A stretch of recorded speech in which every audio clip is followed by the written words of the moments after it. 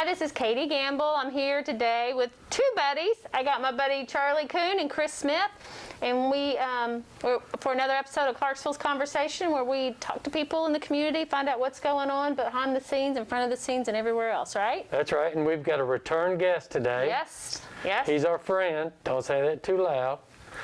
State Representative Jason Hodges. Welcome, sir. Glad to have you. Thanks for having me again. Shoot, yeah, it's always good to spend time with you. Figured after the last time you'd never invite me back. Oh, no, we got to pump you for some info today, so That's it's all good. Mm-hmm. So you've been busy, haven't you? I have been. Yeah, it's been a pretty odd year. I mean, for everybody though, right? Yeah. Not just for us. I think just a weird year, and I'm glad to be getting by it hopefully soon with the vaccine, and hopefully we'll be done with this. Yeah, I think we're all tracking that. It's. I think everybody's on the same page with that. Yeah, yeah. So what's been going on? Tell us something good. What's happening with you? Well, we're going back into session in January, so that's obviously exciting. And you know, I've got several bills that I anticipate trying to get passed. Some bills that I think would have passed last session if COVID hadn't hit. And for those that don't know, once COVID hit, almost all of the bills essentially got dropped off, and you know, the Senate wouldn't hear anything that wasn't COVID related. Yeah. And so we focused on COVID bills. And so if you had a bill, you know, that made it all the way through subcommittee, full committee, and was just waiting to be in the full House, the Senate had decided not to hear it. So that whole process starts all over again. But the positive of that process is generally, you know, you've already amended it to make everybody, you know, comfortable with the bill. So it should be an easier process this time, hopefully. So will this session look any different since COVID is still hanging out with us? You know, I think so, a little bit at least. I think we're going to go into a 3-week recess at the beginning where now the governor might be calling a special session as well to deal with education and obviously the immediate needs for our schools and school districts due to COVID. So we'll probably focus on that first and then go back into our regular session. Well, schools have definitely been hit hard this year. Oh, yeah. They have, yeah, and they've had a lot to contend with, and our students have had a lot to contend with, and I think that's a lot of it, right? So we have to make sure the BP formulas are that the districts are protected. So you know, a lot of students that might not have went to school this year that would normally go to school if it wasn't due to COVID, we need to make sure that the school districts don't lose money because of that, because that's going to hurt them next year, and it's going to hurt our communities next year. And then the same way with testing, you know, we have to make sure that we don't hold districts and students accountable for testing. Will they do the old, like, I know, will they do TCAP like they do every year, or will they just not do that this year? I think there's going to be that discussion. I would think they're going to have it, in that we just may not count it against school districts. Yeah. Anyway. Kind of like a few years ago when they did it and it didn't count because... Exactly. While we're talking about schools, let's talk about the grading scale that you're working on, that bill you're working on. Yeah, so as you guys know, anybody that has a child in the school system in Tennessee, our grading scale is really odd. It's a 93 to 100 is an A, and 85 to 92 is a B, and so on and so forth. And the problem with that is that as these children apply for scholarships out of state, or you know, just apply for admission out of state, they may have performed better in school here, yet a child in any of the states around us that all have a 10-point grading scale of 90 to 100 are actually going to have a better GPA, and they're going to have a better opportunity at that scholarship, and they're going to have a better opportunity at getting admission. And you know, when you look at that as well, universities are more and more looking at going back to just looking at GPAs and less at ACT scores, right? And so this year, most or many universities have exempt ACT scores altogether. So they're just looking at GPAs, and we just have to make sure that our kids aren't being penalized because we've decided to mess with a grading scale. So are all public schools on the same scale? I Yes. didn't realize that was legislated like that. Yeah, all public schools are on that same grading scale. So Why was hopefully it we'll get done that? Why corrected. was it done on a 7-point scale originally? You know, I think they thought it would increase standards, but we know that doesn't do it, right? I mean, an A is always going to be an A regardless of where you set that scale. A B is always going to be a B. Yeah. I just think it was maybe some flawed logic there, and the good thing is, all the actors involved seem very comfortable with going to that 10-point grading scale. They all seem on board. I'm all for it. Yeah. Yeah. It did pass committees last session, and again, unfortunately, that was one of the bills that the Senate had to drop because they were focusing on COVID bills. Well, hopefully that'll get passed pretty easily. But you can see how that would be different for our students, because I could make a 92 and get a B, and you in another state could make a 90 and get an A. Yeah. And it just doesn't jive. Yeah, I could be going to Todd County High, and I'd have straight A's with a bunch of 90s and 91s, and you'd have a 3.0 GPA at about 4.0. Yeah, it makes sense. and I'm glad that's- you're doing that. It's awesome. I think it's a, I was on a 10-point grading scale. I don't know if I'd ever made it to college if you put me on a 7-point grading scale. Well, I think you would have performed just fine. Again, I think the standard doesn't change, right? A teacher grading your paper is still going to grade an A paper and a B paper. But that 2 points, that 3 points can make a big difference in the grand scheme of things, especially when you're taking an exam or something like that. Right. And, you get a 91 on that exam. So what if I'm a junior and this passes? Does it go back and change my scores based on the new, or does it how does that work? Yeah, it all depends on which one passes. So under the my bill right now, currently juniors would, when they become seniors, their GPA would all change. Okay. And so technically a school system like ours is doing that for students anyway. So in Clarksville, Montgomery County, a student that graduates right now can request a transcript under a 10-point grading scale, but most counties don't have the resources to obviously do that. Oh, I didn't know that you could request that. You can't, and that was my second point. Most people don't know that, right? And so they wouldn't know to do that. And, Interesting. but they are available. I know you got some questions there, Chris.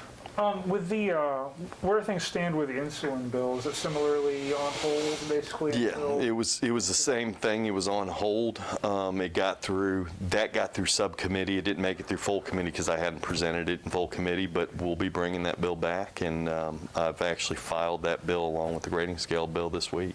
Oh, wow. So hopefully we'll have some luck on that. But So you're entering, this is your second term now that you're going to. am I My correct? second term, So yeah. how does it feel kind of being more of a veteran instead of being the new kid on the block? Well, I've went bald in 2 years, Chris. I mean, it's you feel like you've been there forever after being there for 2 Yeah, years. for real. I mean, it's Especially when you go through trying to legislate through a pandemic. Yeah, Not it's- everybody can say that. It's really unique. I mean, the whole experience is unique. And then, having been at the local level and on the county commission, regardless of party affiliation, regardless of all that, everybody generally gets along and tries to work with each other and tries to figure things out. And then as you move on to the state level, that really dies off, right? And I'm not saying that you don't have some Republicans and Democrats that don't try to work together. It's just, it's actually challenging to work together many times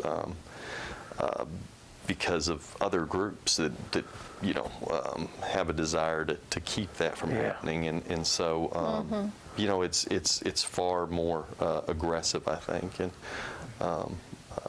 than the local level, and so I wish it wasn't.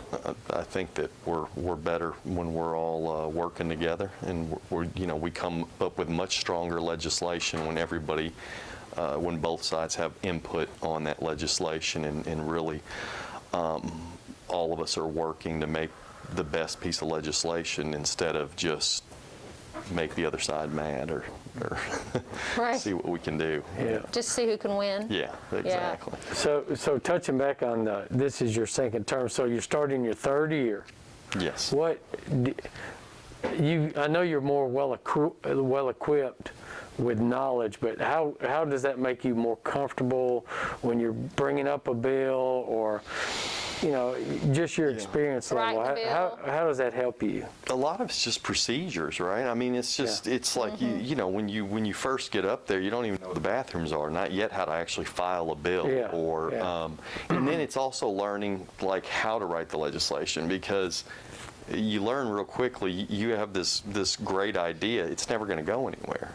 It's never going to pass. So you've got to learn to, write up a bill, and before filing it, you work with groups. So in my case, I would go find out what my conservative Republican colleagues think about it, and what might entice them to support it more, and stuff like that. So you learn those things, and I think experience helps get bills passed. And it shows, whether you're a Democrat or Republican up there, the more time you have up there, I think it's fair to say the more likely your bills are to pass, because you have that experience of working them. I'm going to touch on something Katie and I talked about offline earlier, and it wasn't about you or the state, but it was about term limits. And you see it a lot in Congress.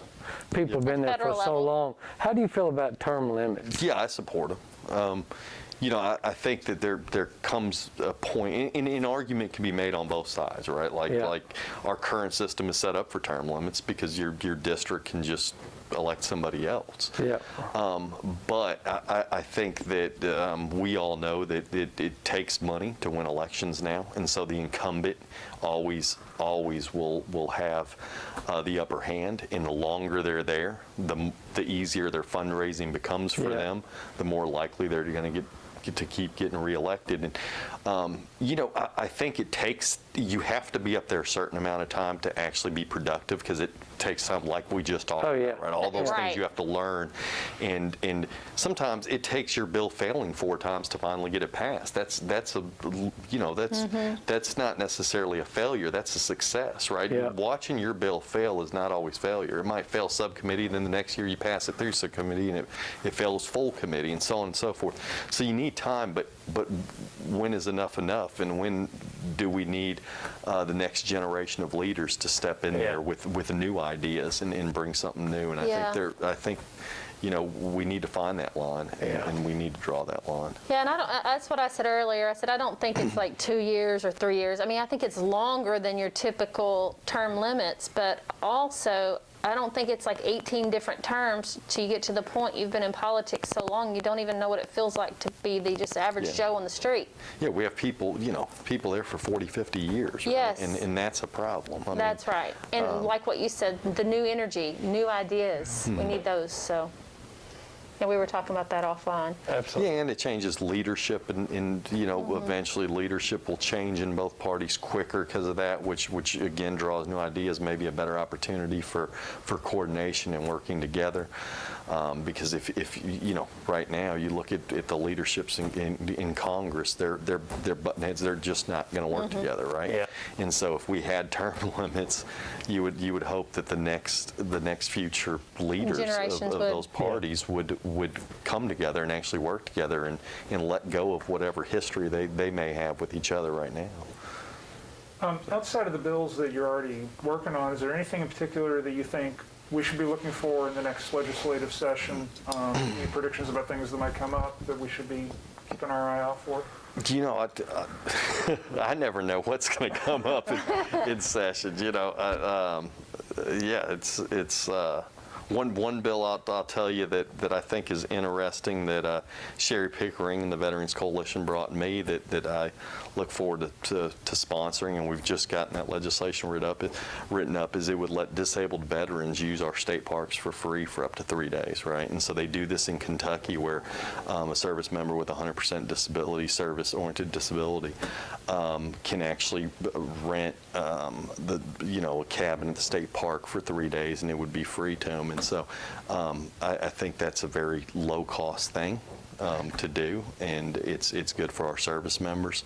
especially our disabled service members. You know, some of them suffering from things like PTSD and stuff Yeah. like that, and just getting them out to state parks and getting to see the state some would probably be a positive thing for us I all. don't think 3 days in a cabin is too much to give for the sacrifice that they've given. Absolutely, I don't think so either. So I look forward to that pass. Now, I think another hot topic this time, I think, will be medical marijuana. I think that there's more Republicans are starting to get behind the idea and support it, and so. I don't think we're too far away. You know, you generally have overwhelming Democratic support in the House. And like I said, you've got a lot of support. You've had, 3 different Republicans sponsor, I think, some form of marijuana legislation last session. So we're starting to see a little more support there, and hopefully that'll become a discussion because, again, I always give this example. We trust our doctors to prescribe heroin in the form of opiates, but we don't trust our doctors to prescribe medical marijuana, and I think that's a problem. And we all see the opiate pandemic in itself that we're dealing with as a state, and there can be a fair argument made that medical marijuana is probably a heck of a lot safer, especially in our community where, again, we talk about, veterans with PTSD. Do we want them on opiates? I don't think so. I think that I agree. there's better options, and we should let that decision be between a doctor and that patient. So when do you go back into session? And January 14th, I believe, is the official day. So, we're starting to fill our offices up a whole lot more right now.